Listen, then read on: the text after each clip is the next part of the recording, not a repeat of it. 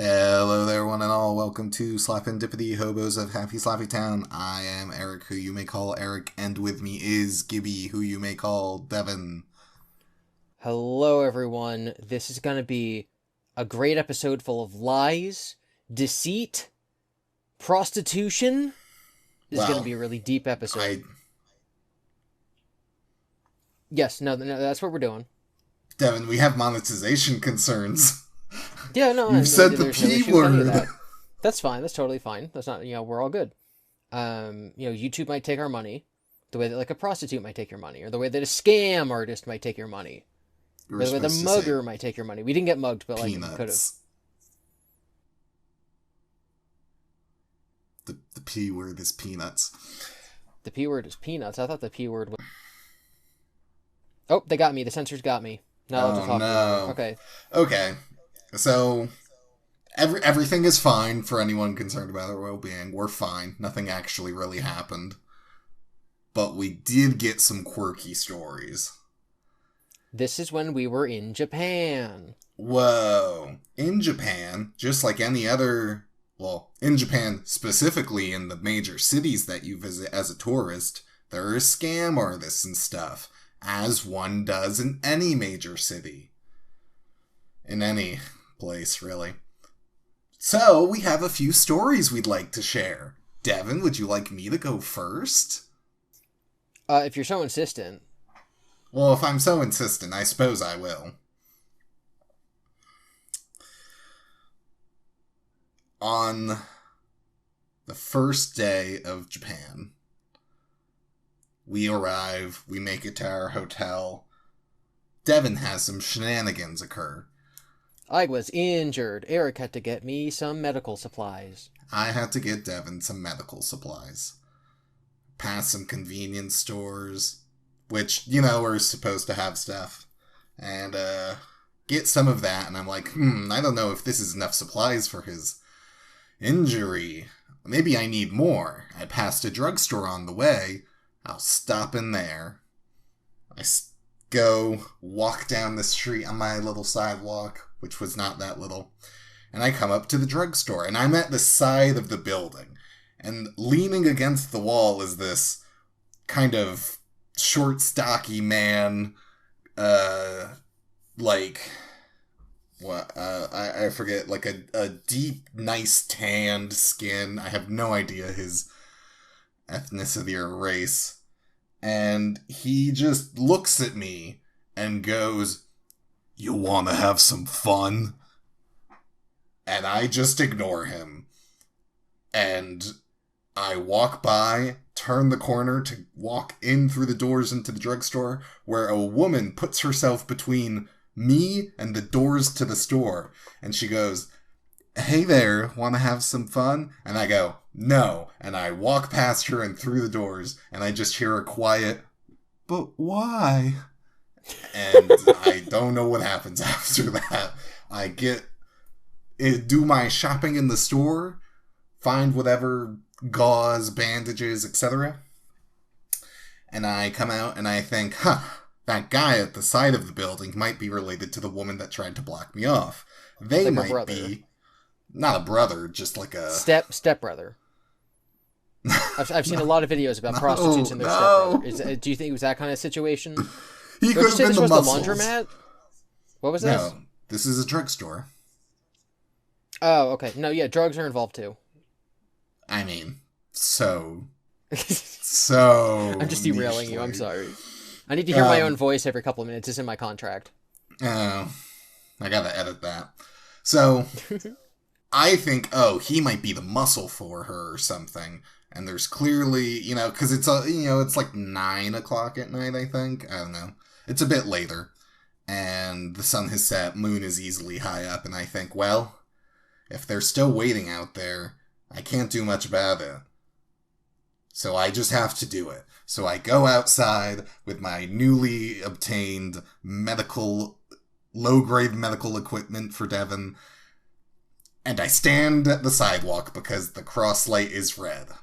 And I just stand there and I go, that would be a really easy time for someone to approach me, and I can't do anything about it. When I hear, "Hey there, would you like to get some drinks?" And I look over, and this new woman is now standing next to me, keeping some personal space, but like clearly trying to get close to me. And I'm like, just take a half step away. I'm like, "No, thank you. I'm good." And she's like, "Oh, you look like so cool, and you must be from like America or something." And I'm like, "Haha, yep, that's right." And she's like, "Wow, well, I'd love to show you around. It'd be so cool if I could." And I went, "No thanks, I'm good." And she goes, "No, I mean it. I know some great places, and I think we could have a good time with each other." And I go, "No, thank you." And it's at this point I remember one of the things I bought was cough medicine.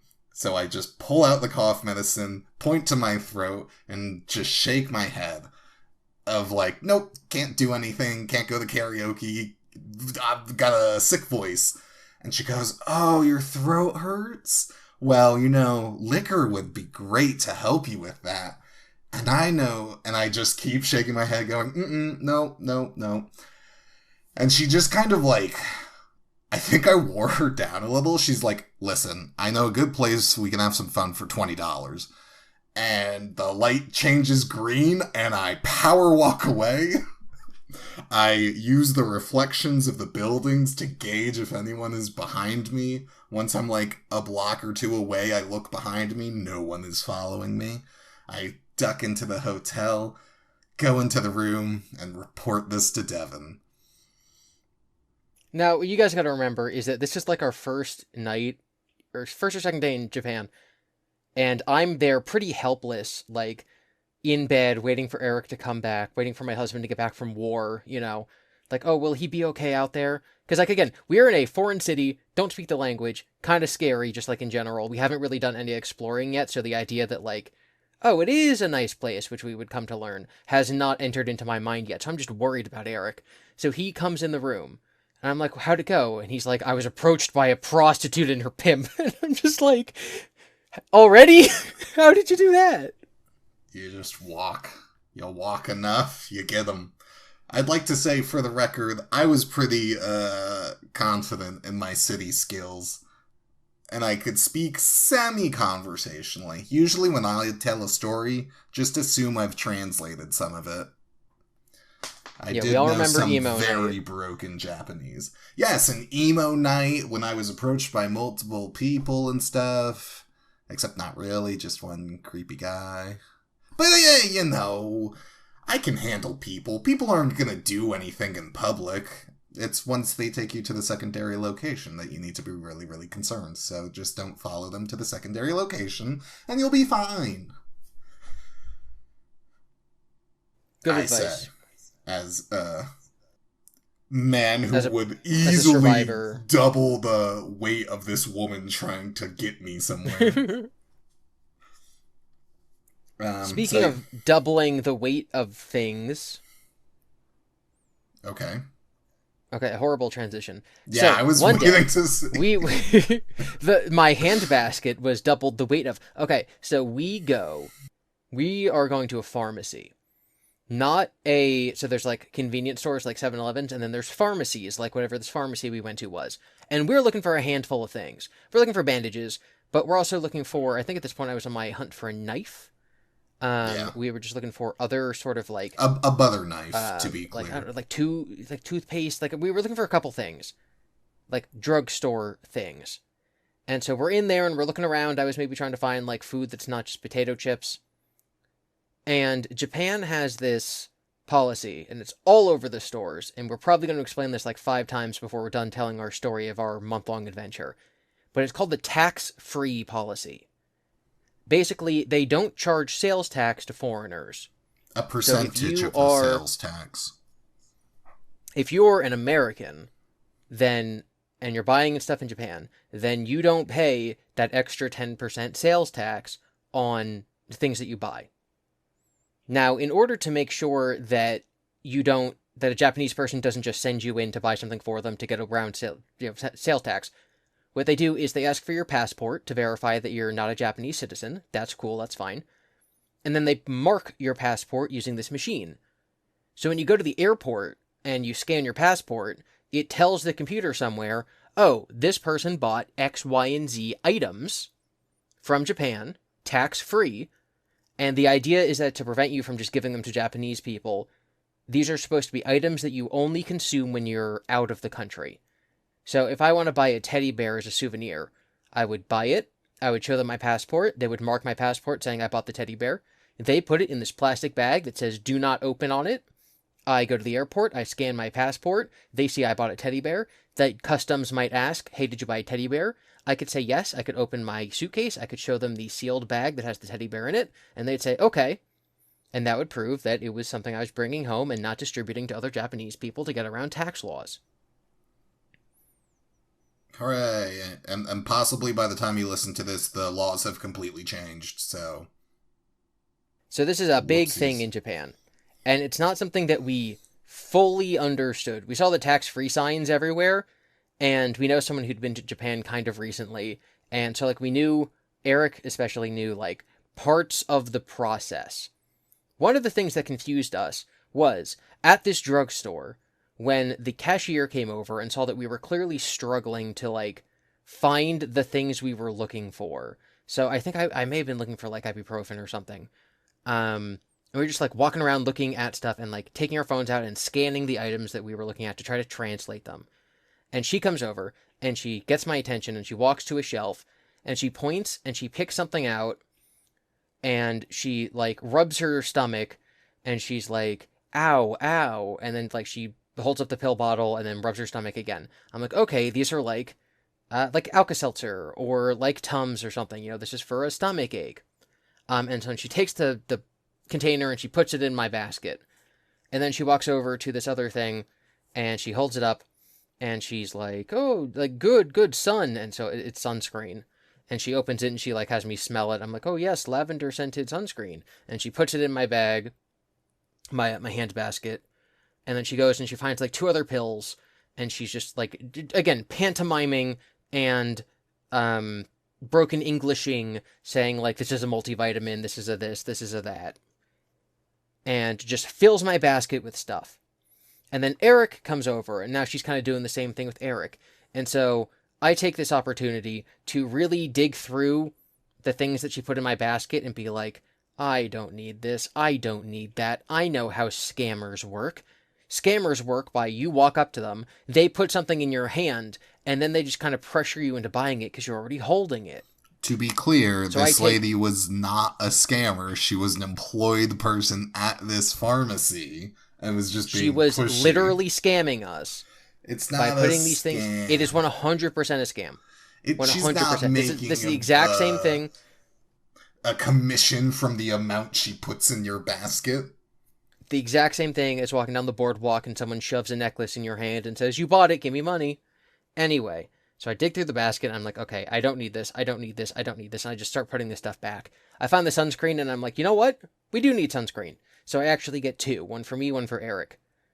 Eric goes through the basket and he's like, actually, I do want these vitamins. I'm like, okay. So we go to, I think one of the other things I bought was a t-shirt. I don't remember. And potato chips, probably. So, it was Ritz. It was like Ritz crackers or something. Yeah. So we go to the cashier, and it's the same lady, and she's like, "Oh, did you want these?" I'm like, "No, these are all we want." Okay. So she takes the stuff, and now this is the first real transaction that we're doing in Japan. And she says, "Can I see your passports for tax-free?" I said, "Of course." So she scans my passport. Boop boop boop boop boop. Beep beep beep bop bop. Puts everything into a plastic bag for me. Seals it. Hands it to me, we're on our way. This is when Eric's, like, confusion alarms go off, because he's like, I think we're not allowed to open that bag until we're flying home. Like, you're supposed to keep that bag sealed. Also, the bag says, do not open on it. Yeah. So I'm like, first of all, I'm mad at this lady because she pushed all this stuff on us. We also get back to the hotel and I check the receipt, and these small little sunscreen things are like $20. I'm like, oh, I could have gotten sunscreen for like $5, but I got the nice fancy scented ones because that's the one that she pushed on me. And then we find out that Eric's vitamins are like $40, the ones that she put into the basket. They're Like, oh, she just totally calcium scammed us. supplements. And then I'm like, okay, well, she put them in this bag, and we kind of Google it, and Eric's looking it up, and I'm like, if the law is that we're not allowed to open this, too bad, because I put food in there. Like, obviously, we want these vitamins that she was telling us, like, take these if you feel bad, right? She's telling us, take these vitamins, eat this food, use the sunscreen. We're using it on the vacation. We're not just going to carry around this food because, like, we're quote-unquote not allowed to open it. So I just tear open the bag and I take the stuff out. And then Eric finishes Googling it and he's like, yep, we're not allowed to open the bag. And I'm like, well, that's way too bad. Bag. To bag. And that's the story of how we got scammed by the checkout lady. We didn't get scammed. I would say she was trying to... That's like closer to a hustle, I would say. Objectively scammed out of our money. Also, we weren't scammed. You for put the stuff away. How can we be scammed if you bought the things you wanted and only that? Eric got scammed. Whoa. I took a chance. Yes, and I will say that it was obviously like, I walk in, let's say I'd gone in and I'd been like, I need sunscreen, and then she gave me the $20 tube instead of the $5 tube. I still think that that's scummy and scammy. I would say that's scummy, but I don't know if I'd say it's scammy. If she, like, refused to put you in the, like, sunscreen aisle or whatever, then, like, yeah, maybe. But she just wanted you to have the best available product at your disposal, which is obviously the most expensive. She obviously also doesn't care if we unintentionally become criminals because she put our stuff in the tax-free bag when we were clearly... She was telling us to take the pills. She's like, take these pills to feel better. So she knew that we would open it. And so she knew that we were going to break the law. She was making us felons. So not good lady. Bad lady. Except not really. To fast forward just a very quick minute, we go to the airport. All you do is scan your passport at a kiosk, and it says, okay, you shopped tax-free, all good. And at least for us, no one checked our bags or anything. So... Yes, I think if we had scanned it and it had said, you spent $10,000 on tax-free items, I think we may have been stopped at customs. But we spent so little on tax-free stuff, it didn't matter. Trigger it, yeah, maybe. But it was something we were worried about for an entire month. I wasn't. I stopped being worried. Okay, well, I was. And it's all this lady's fault. That's a shame. Okay, you want to tell him about prostitute number 2? Yeah, okay. So at a certain point, we, I think it's our 3rd day? 4th day? They're all in the first week, more or less. One of our friends just happens to be in Japan, so we hang out with him for the day. And we go do some big shopping and all this stuff and get dinner. And then we're like, let's go to a park and just kind of walk around. So we go to a park and we just kind of walk around. And we sit down. And, there's some, like, 8-year-olds to, like, 20-year-olds playing jump rope nearby. There's, it's like, I don't know...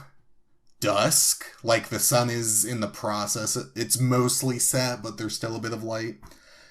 And as we're at this park, I'm like, wow, I'm thirsty. I'm gonna go to that vending machine 20 feet away and get me a Gatorade, which is actually code for Aquarius/Pocari Sweat. I love them. I come back.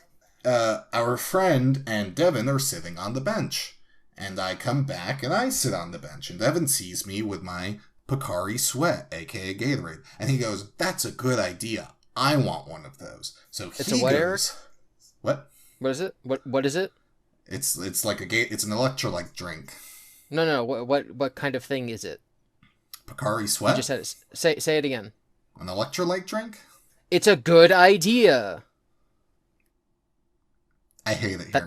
That's my name. That's what Gibby means. Gibby means good idea, bad idea. Anyway, so I see Eric with the Gatorade. And we had been walking around, so we met our friend. We woke up, we like went to Shibuya Crossing, we saw Hachiko the dog, we walked around, we went to a FNAF pop-up store, we went to the Pokemon Center, we met our friend, we hung out, we went to Denny's for dinner, we were running around the city, we went through this like little mini town, and we're like, let's just walk, and we kept walking, and then we got to this little park, and we're like, oh my god, we're like half an hour away from like the closest bus that we'd have to take to get home. And he's like, I'm on the entire other side of the city, it's going to take me like an hour and a half to get home. And we're like, okay. So we sit down in the park to like think about what we're going to do. And Eric comes back with a drink, and I'm like, I should also have a drink. So I stand up, and I turn around, and I see the vending machine. Now, to paint this picture for you guys, we are in a sort of like a park next to a big sidewalk, next to a big stadium of some sort, and there's this group of kids, maybe like 20 kids, aged like 12 to 16 maybe, and they're like playing jump rope, but like structured jump rope. And there's other people just like playing in the park, like basketball, stuff like that. And so these vending machines are just like set up next to the small building that I guess might be like a public bathroom. So it's just like a nice, normal park with children. It's sunset. We're like in the city. Everything's copacetic. We're all good. I go over to the vending machine. I'm sorry, Devin, did you want to spend another hour telling the same story I did with conflicting details? While I'm there trying to figure out how to put the money in, this happens to Eric. Yeah, something happens. Devin will explain it, though. He just wants to rewrite every story he sees. No, it's you. This is what happened. I wasn't there. You tell a story. Oh, interesting how that works out. So as I'm drinking my Pocari Sweat and just sitting with my friend, our friend, this lady comes up to us and she's like, hi, and we're just like, hello. And she's like, oh, like, are you guys, like, you're obviously tourists, like, where are you from? And we're like, America. And she's like, oh, okay, cool. Like, did you guys want to see some of Japan? And we're like, no, we're good. And she's like, no, like, I know a great karaoke bar, or maybe if you wanted to get some drinks. And we're like, no, thanks, we're fine. We don't need your thank you, no thank you. And she goes, are you sure? And we're like, yep, all good. Bye. And we just stay on the bench, and she just walks away.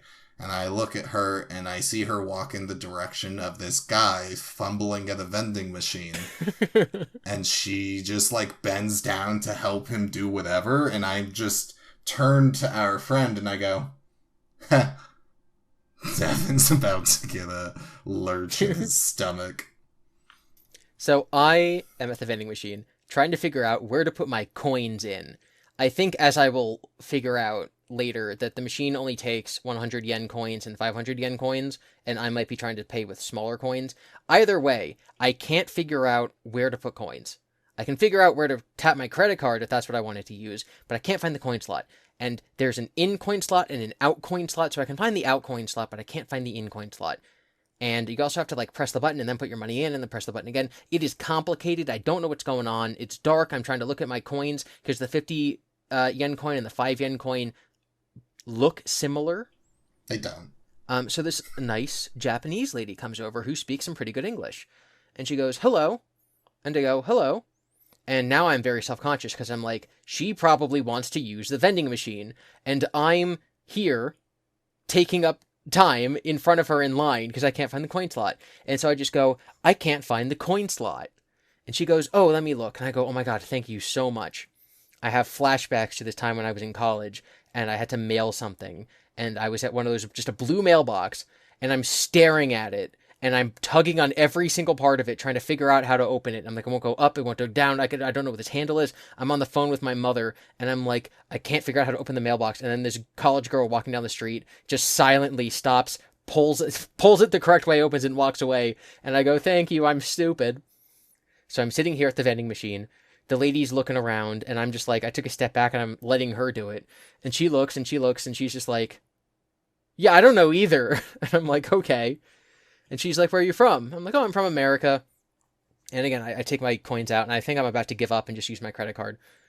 And she's like, oh, like from the United States? I'm like, yeah, my buddies are back there over on the bench. and I put some coins in. I think I figured out at that point where the coin slot is, but the coins it accepts. Like, I'm putting in smaller coins than it accepts, so they're just coming out of the bottom, like, not actually being accepted. And she's like, oh, like, what are you doing? I'm like, I'm trying to get a drink. And she's like, oh, do you want to, like, go get drinks? Like, go get alcoholic drinks somewhere? She's like, do you and your friends want to, like, go get some alcohol?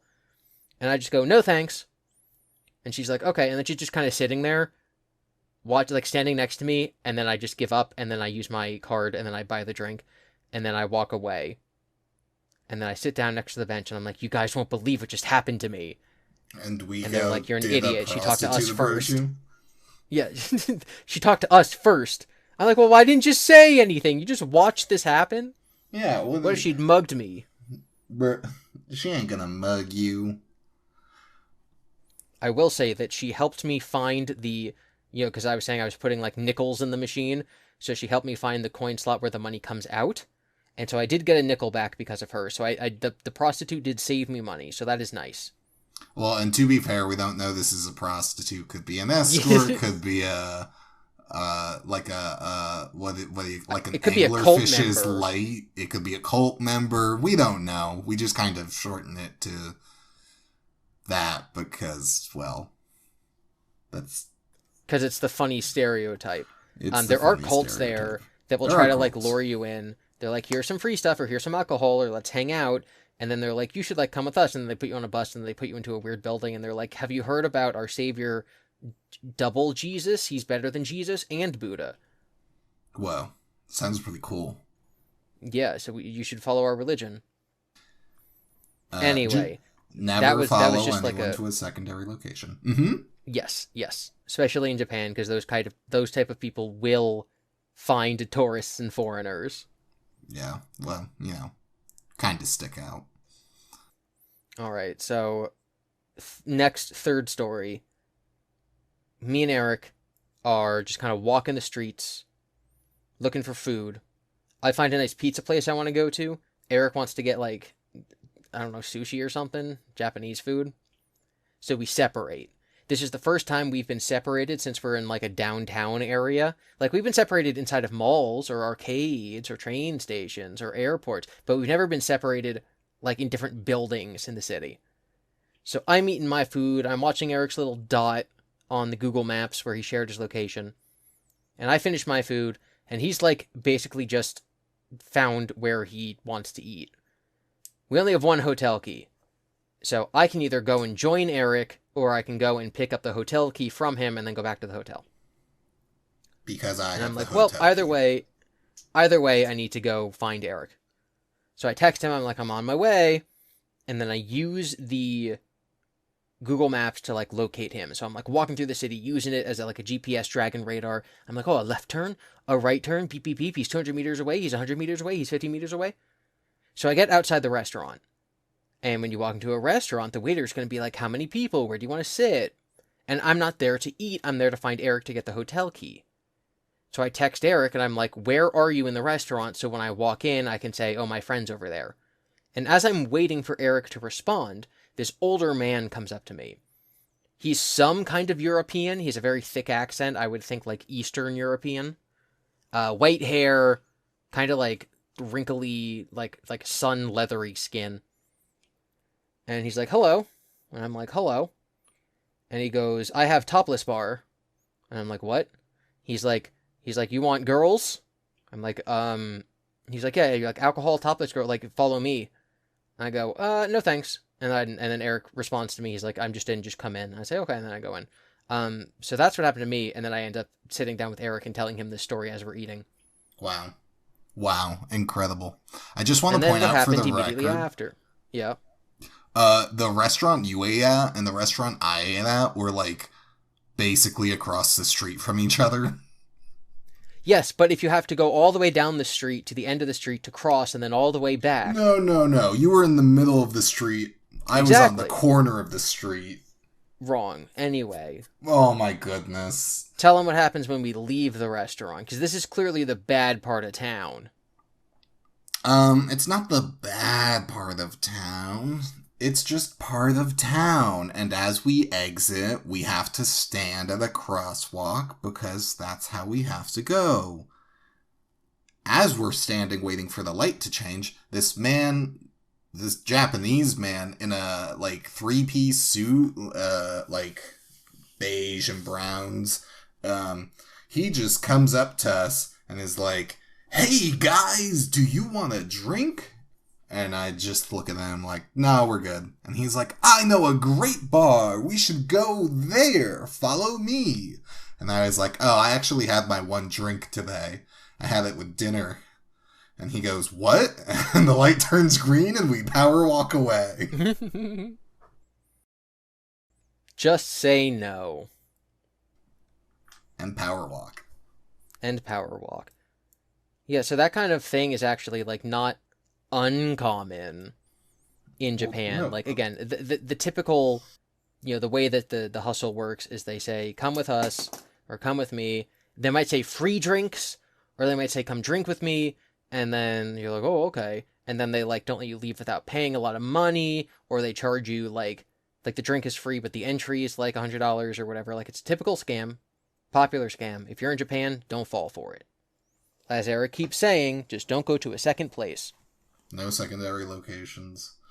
They also use charismatic people to gain your trust. So, if you're just out late at night, not even that late, really, because most of them, we were out at anywhere from 7 to 9 and people would start approaching us. If they just seem overly friendly, be a little suspicious. Have a healthy amount of caution. If you're on the subway and someone offers you their seat, that's probably fine. But, these are what to look out for. And this happens more than just Japan. But, this is what we encountered, and we relay it to you all, so you may be better prepared for your travels. And remember, if you're trying to trick some nice boys like me and Eric, we're not going to fall for your schemes. We're too smart for that. Better luck next time, hustlers. You were calling them scammers before. There is a difference between a scam and a hustle. Yes. Yeah, I'm encompassing all of them. Oh, no. Getting hustled. Out there hustling them shoes off. There was another time we were in Nagoya, I believe, or possibly it was Osaka, and we were walking down this large outdoor mall, and it was nighttime, and we were kind of looking for an arcade, and there were like girls in, like, the doorways of these shops, and, like, trying to talk to people, and you made a comment about how, like, we should stick to the middle of the road, and you told me a story, and so I think you should tell them that story. Well, I saw this from a video that I don't remember of. I'm so sorry, person that informed me. And I'm so sorry for the half remembrance I'm gonna say. Apparently, back in the day in older Japan, there, you would have an inn or whatever, and you would hire someone whose job it was to, like, be on the street and be like, "Hey, mister, come on into this shop and browse our wares or stay at this inn," or what have you. And eventually, they got so aggressive, they would just physically pull people in, and they'd be like, "Aha, you're inside the inn, now you have to pay us a bunch of money." And then they would just be kind of trapped and forced to, like, order food and drinks and, run up the bill. And so then, once one inn started doing that, other inns started doing that. And it became so much of a problem. Laws, legal enforcement, governors, whoever, had to make a law that if a traveler is traveling in the exact middle of the road, that's, like, no one's territory. No person can drag you into an inn and make you buy things if you're walking in the middle of the road. But the second you, like, get a little too close to one side or the other, these women are allowed to pull you in, and you gotta suffer the consequences, because it was, like, your fault. And so then, as we were just walking down the streets with all these girls handing out flyers and whatever, I was just thought of that, and I was like, huh, I wonder if this has any connection. And Yep. And that's the story. That's the story. Wow. I think that since we're kind of talking about street girls, we should talk about when we were in Akihabara, and Okay. we were going from like store to store. So it was nighttime. This is the Electric City. We went to like a secondhand video game store. We are checking out arcades and gachas. I'm on my quest to find a knife so I can cut my bagels. And Use your we teeth. walked down this. No, we walked down this one alleyway twice, and on the sidewalk, kind of like where the sidewalk meets the road, was just this line, probably 25 to 30 girls in maid outfits. And similar, like, oh, I'm wearing like a black French maid outfit, or I'm wearing like a pink dancing ballerina outfit, or like, oh, I have a tail. And they all have advertisements, and they're trying to shove these pamphlets into your hand. And you explained to me that they are workers at a maid cafe, or multiple competing maid cafes. Yeah. Can you explain to me how this works? It's the same thing, really. They just I'm not even sure what I'm to explain. They have employees. They, to advertise it, have some of their workers go out in the streets and deliver pamphlets to people. Yes, which I think is crazy, because the idea that, like, you're going to pay 4 of your employees just to stand outside and pay out and hand out pamphlets is, like, just a crazy expense. But then at the same time, the fact that, like, what? It wasn't 4 of them. It was 1 per. Each maid was wearing a different outfit. I recall there being, like, 4 per outfit, and there were, like, 5 different cafes represented. No. You think there were 20 cafes represented? Yes, because it wasn't... Crazy. All of them weren't like, oh, literally on this street is our cafe. It's like within a half-mile radius or whatever. They found the equivalent of Times Square, stood there, and were handing out pamphlets. It doesn't matter that the restaurant is half a mile away, because that's like, what, 7, 8 blocks? You just walk that. So I would say there was like, I probably agree there was maybe about 20 girls. 30's a little high, but I see how you get there, because my memory's a little fuzzy on it. Mm-hmm. But I think they were all different restaurants, maid cafes, whatever. Okay, I did accidentally stumble into one. So at one point we separated. You went to have dinner at a KFC, which you can talk about, and I was on my knife quest. So I go to a store that I think might have knives. I forget what it's called, but it was kind of described. You're like, oh, our friend said that you might get a knife there, because it's kind of like a Best Buy Sears type store. It's Bic? Bic, that was it. Like the pen and lighters. Yeah. So they had like vacuums and coffee machines, and like each level was a different kind of thing. So like there was a television floor, and then there was a coffee machine floor, and there's like 7 floors. So I'm walking around and I'm like, where would I find a kitchen knife? Maybe in like the kitchen area. So like I'm walking through all the microwaves, and I go up another floor, and now I'm walking through the coffee makers, and I'm like, knife? So I go to the top floor, and one half of the room is like record players, and then the other half of the room leads to a hallway, and so I peek my head in the hallway, and it goes directly into a maid cafe, and I'm like, whoa. Oh no, these are the girls I'm scared of. What? Why are you scared of them? They're intimidating. They're trying to shove stuff in your hands, I don't know. So the Japanese worker who's in the store, who's now watched me go up and down the steps like twice, because I'm checking every floor twice, just with my earbuds in, looking around trying to find a knife, and I'm like, that guy's probably like, I'm looking really suspect, because he knows that this is a vacuum store, and I'm just like a white guy walking around a vacuum store looking in every square inch, and so he probably thinks I'm very suspicious. And I know that because I look very suspicious, I probably should not go up to him and be like, knife, picture of a knife. So I'm not going to ask him for help.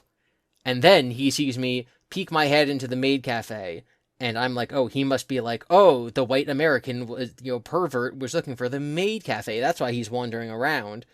I'm like, I need to get out of here. And so then I ran out of the store and I left. And I did not find my knife. Womp womp. So then later we meet up again.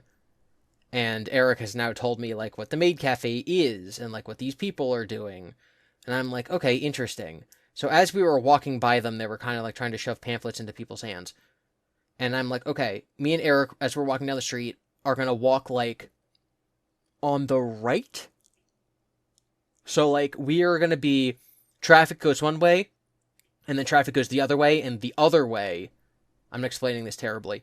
A little bit. If you're walking one way down the street, you're walking away from the maids. If you're walking the other way down the street, you're walking between the other lane and the maids. So now we're coming down that side of the street. So we're going to be walking between the crowd and the maids. So we're going to be right next to them.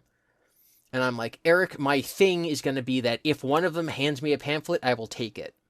Because my thought in my head is, it would be really funny if one of them sees me take a rival, so then they try twice as hard to get me to take theirs, and then the next one tries twice as hard as that to get me to take theirs.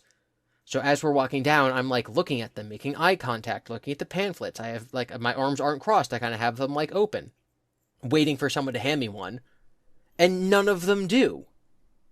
So when we get out of the crowd, I'm just like, they're paying these people to all stand there and, like, compete for whatever, and I was there looking at them, giving them the opportunity to say something or put something in my hand, and they don't even do it. So what are they doing?